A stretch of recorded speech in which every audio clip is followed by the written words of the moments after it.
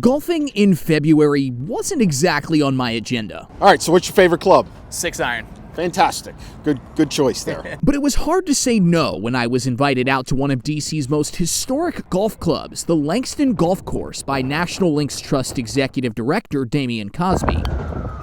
I'm not just here to play, though. For those that don't know, Langston was built for black golfers in Washington, D.C. during the age of Jim Crow. Langston recently installed a new exhibit titled Swinging for Equity, just in time for Black History Month. It highlights the pivotal role this place has played throughout history for black golfers in the DMV. You know, it's black golf history, but it's also American history. Until Langston, Damian told me black golfers in D.C. simply weren't allowed to play. We could not play East Potomac.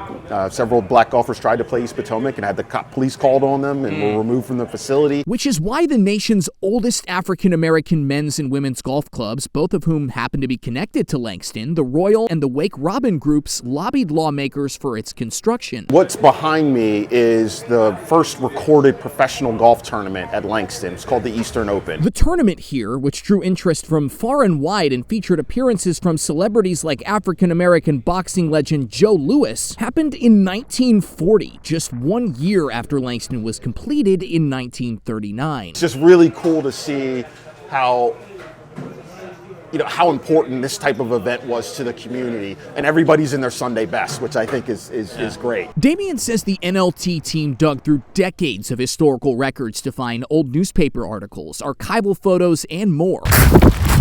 Of course, I couldn't just look at pictures. I had to experience the magic of the course in person.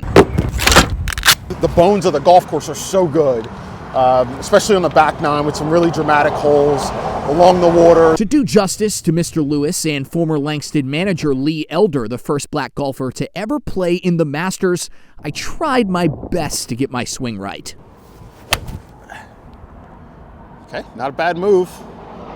Got on top of it a little bit. A little bit. First swing of the year. Thankfully, I wasn't the only one who was rusty. How's your golf game looking these days? Golf game is looking. How's it? In talking with Langston's regulars, I found this place is just as important as ever today. It's always been a safe place for different people from different communities, different age groups, and also an opportunity to connect across barriers. So I think it's really good for, one, just to see the history of golf. It's a pretty special game. But then especially, for black folks in the area. That history, all the way down to the little things like the famous all-day breakfast at Langston's Melva's Kitchen, is why Damian says the NLT, who oversees the course, is working to renovate this place and restore it back to its former glory. The Swinging for Equity exhibit is just one part of that effort. Me being a black PGA professional, I think it's important to what I call just stewardship of the game. It's not just making sure the game is around for years to come, but we honor the history where we've come from. In the district, Matt Kaufax, WTOP News. For more stories like this, download and listen to WTOP Radio on our app or tune in to 103.5 FM.